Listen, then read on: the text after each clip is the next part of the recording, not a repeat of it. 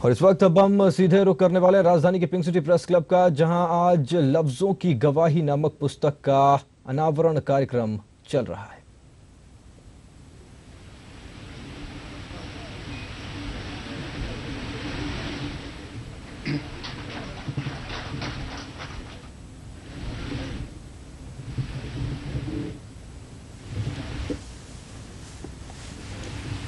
स्वागत की कड़ी में मैं सबसे पहले पिंक सिटी प्रेस क्लब की प्रबंध कार्यकारिणी के अध्यक्ष श्री LL शर्मा साहब से अनुरोध करूंगा कि वे आदरणीय डॉक्टर वैदिक को माल्यार्पण कर उनका स्वागत करें।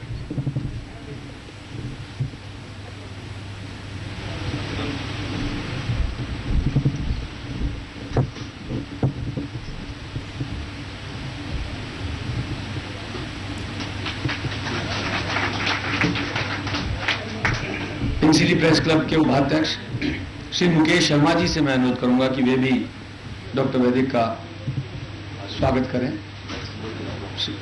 श्री राहुल जैन, कोषाध्यक्ष पिंक सिटी प्रेस क्लब, आप भी पधारें और स्वागत करें डॉक्टर वैदिक का।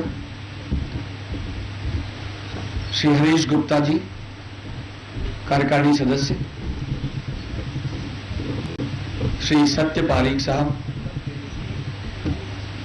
कार्यकारिणी सदस्य pink city press club.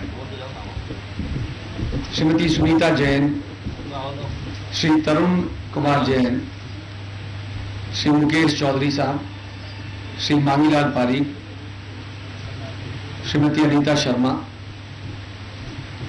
Shri Yogesh Sharma, Shri Mukesh Pareek और श्री कानाराम कड़वा।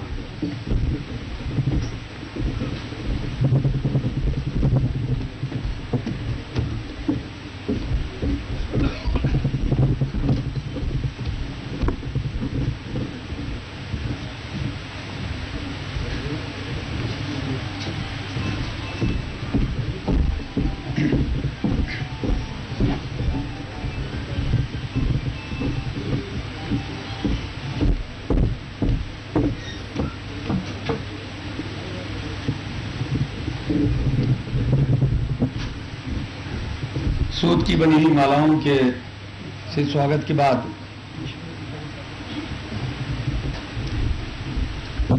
मैं श्री LL शर्मा जी से अनुरोध करूंगा कि वे मंच पर उपस्थित वरिष्ठ पत्रकार श्री ML ईश्वर साहब को भी माला पहनाकर उनका स्वागत करें।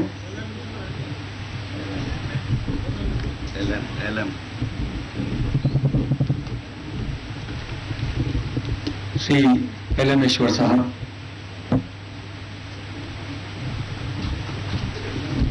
मित्रों, सूत की बनी मालाओं से स्वागत के बाद अब शब्दों से के माध्यम से स्वागत करने की बारी है और इसमें मैं सबसे पहले आमंत्रित कर रहा हूं पिंक सिटी प्रेस क्लब के अध्यक्ष श्री LL शर्मा साहब को कि वे पधारें और अतिथियों का स्वागत करें।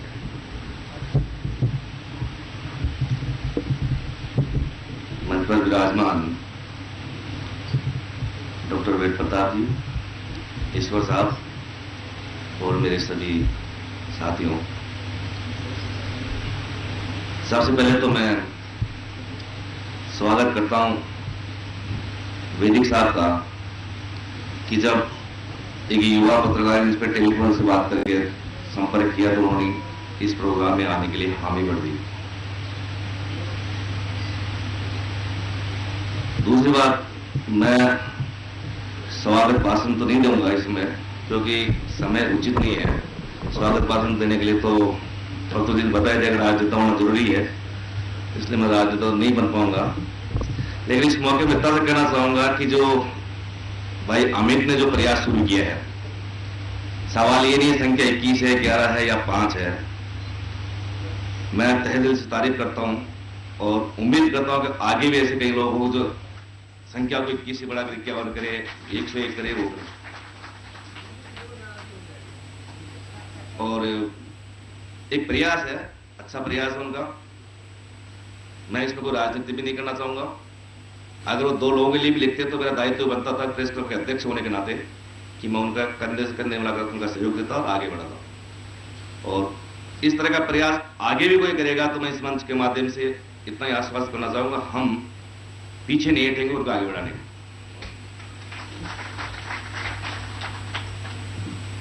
भाई अमित जी मेरे पास 8 दिन पहले आए थे और टेलीफोन किया गई वैसे मैं मिलना चाहता हूं, तो मैं प्रेस क्लब में आ जाऊंगा, 2 से 4 बैठता हूं। ये आए, इन्होंने कहा वैसा मेरा ये प्रयास है। मैंने बिना वक्त गवाए इनको कहा कि हम तैयार हैं, आप करो लिस्ट पर। मैंने ये भी नहीं पूछा कि सूची में कौन है। बाद में वैसा सूची में आपको भेज दूंगा। मैं कहा सूची भेज दो, सूची को मतलब नहीं है, मुझे पता कि आपने अगर प्रयास किया तो अच्छा ही प्रयास किया होगा।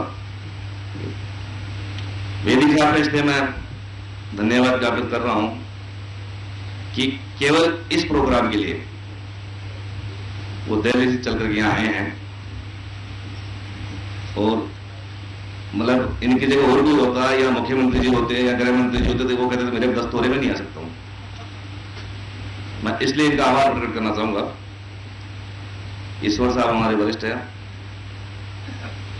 और मैं फिर धन्यवाद ज्ञापित करना चाहूंगा अमित का कि इस तरह का एक उन्होंने प्रयास शुरू किया।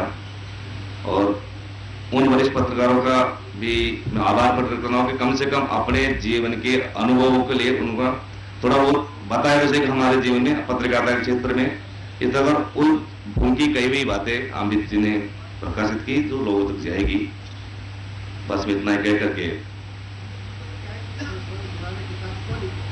वो अमित जी को बाद में बताया कर देंगे मौका। सबसे बड़ी बात तो ये होगी हमारे आज वेदी जी हमारे बीच में है, लंबा अनुभव है 35 सालों का पत्रकारिता का। हम इनके कुछ अनुभव सुनेंगे। सॉरी 50 सालों का अनुभव है, 50-55 सालों का, 35 में 20 कम कर दी गलती होगी साहब। मैं चाहता हूँ 20 साल और करें आप। तो बहुत बहुत धन्यवाद।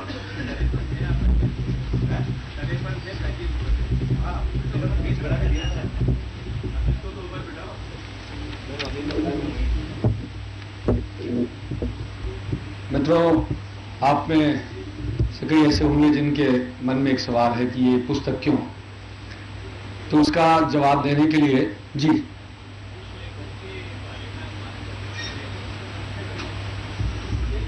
आपका कहना सही है। ये बात पहले भी हमारे दिमाग में आई थी, लेकिन उन लेखक महोदय का ये निवेदन था कि जिन लोगों को उन्होंने इस किताब में शामिल किया है, इतने वरिष्ठ लोग हैं, तो उनकी मौजूदगी में मंच पे उनका सामने बैठना जो है वो उचित नहीं होगा।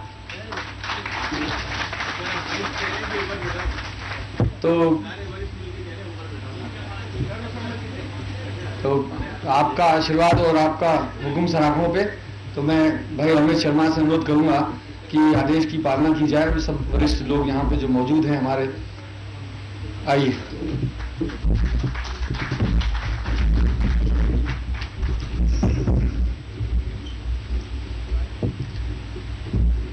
मैं इस पुस्तक के प्रकाशक बोधि प्रकाशन के श्री माया मृग जी को आमंत्रित कर रहा हूं कि वे यहां पधारें और आपको बताएं कि लफ्जों की गवाही ये पुस्तक क्यों। श्री माया मृग जी।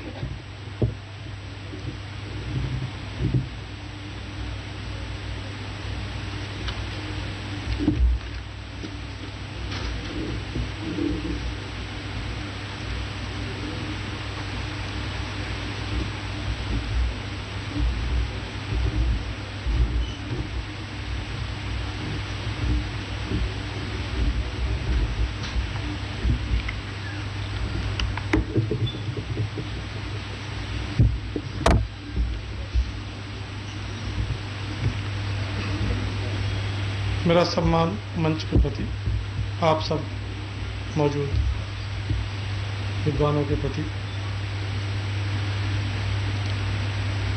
ये पुस्तक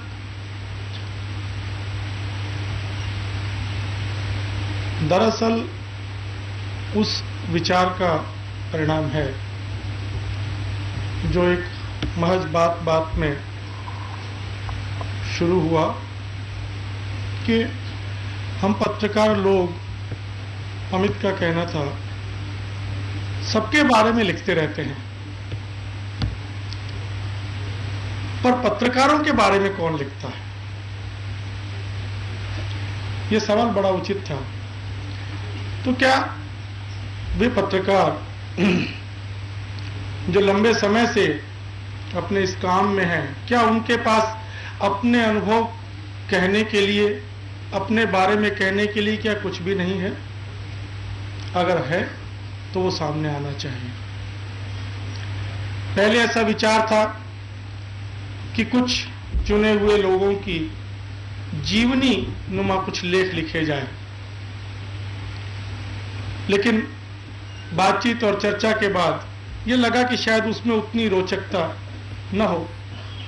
उस रोचकता को बनाए रखने का एक जो तरीका निकाला गया वो ये कि क्यों ना इनसे सीधे बातचीत की जाए, उनसे ही पूछा जाए कि आपने अब तक जो किया उसमें से कौन सी ऐसी बातें हैं जिनका जिक्र आप हमारे पाठकों के लिए करना चाहेंगे।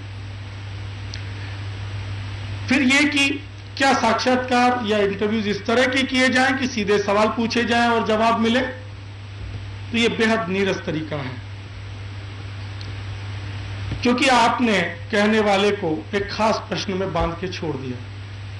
वो जो कहना चाह रहा है शायद वो अपनी पूरी बात उसमें न कह पाए। तो ऐसा तय किया गया कि सिर्फ संकेत मात्र कर दिया जाए प्रश्न का, एक खुला कथन कहने की जगह उनको दे दी जाए तो वो अपनी बात खुल के कह सकें। फिर चर्चा इस पर भी हुई कि किसे शामिल किया जाए, किसे न किया जाए, जिस पर संयोग, दुर्योग, सौभाग्य, दुर्भाग्य कुछ भी कहिए, जिस पर चर्चा सबसे पहले शुरू हो गई कि कौन रह गया और कौन आ गया। मेरा सिर्फ एक छोटा सा प्रश्न है कि क्या कोई भी लेखक, कोई भी व्यक्ति तमाम पत्रकारों को एक साथ समेट सकता है, और या क्या ऐसा करना जरूरी है? क्या मैं एक व्यक्ति पर एक पुस्तक नहीं लिख सकता? ये मेरा लेखकीय अधिकार है कि मैं किस पर लिखता हूं और किस पर नहीं लिखता। इसमें किसी का ईगो, किसी का अहम आहत नहीं होना चाहिए कि मैं वरिष्ठ हूं, मुझे छोड़ दिया गया, ये कनिष्ठ है, इसे शामिल कर लिया गया। इसमें वरिष्ठता या कनिष्ठता का कहीं कोई प्रश्न नहीं है। ये लेखक की निजी, लेखक का पूरी तरह से निजी चयन है, जिसका उसको 100% अधिकार है कि वो किस पर लिखे और किस पर न लिखे, किसका साक्षात्कार करे और किसका न करे। इसलिए इसमें कहीं कोई आपत्ति अगर किसी को है तो वो आपत्ति निश्चित रूप से कहीं वाजिब नहीं है। हाँ, ये जरूर है, एक सुझाव के तौर पर कुछ लोग कह सकते हैं कि अरे यार उनको भी शामिल करना चाहिए था। तो हो सकता है लेखक को ये लगे हाँ यार ये तो मुझसे छूट गया, उस समय पता नहीं क्यों दिमाग में नहीं आया। ये ऐसी कमियां, ऐसी गलतियां हर जगह रह सकती हैं। ये बड़ा अनुचित होगा कि कोई सरदार वल्लभ भाई पटेल पे किताब लिखे, उसको इसलिए खारिज कर दिया जाए कि तुमने गांधी जी पर तो लिखा नहीं, पटेल पर कैसे लिख दिया। कोई सीताराम झालानी पर लिखे और किसी XYZ को छोड़ दे तो ये बड़ी आपत्ति, बड़ी गैर वाजिब है कि साहब उन पर तो लिख दिया, मुझ पर तो लिखा नहीं। तो खैर मुझे लगता है इस दुर्भाग्यपूर्ण तरीके से शुरू की गई बहस को मैं आगे नहीं बढ़ाना चाहूंगा, इसको यहीं खत्म करना चाहिए। इस बात के साथ भी कि बहुत संभावनाएं हैं, अमित खुद एक संभावना है, बहुत कुछ है इसके सामने भी, और बहुत कुछ अभी कहा जाना है, बहुत कुछ अभी लिखा जाना है। इसको इस रूप में क्यों ना हम स्वागत करें कि कम से कम किसी ने पत्रकारों पर लिखना शुरू तो किया, किसी ने ऐसी पहल तो की, किसी ने ऐसा साहस तो किया, और एक वो भी इतना युवा। तो पिंक सिटी प्रेस क्लब से ऐसी तस्वीरें आप तक पहुंचाते रहेंगे। फिलहाल एक छोटे से ब्रेक के लिए रुक रहे हैं, जल्द हाजिर होंगे।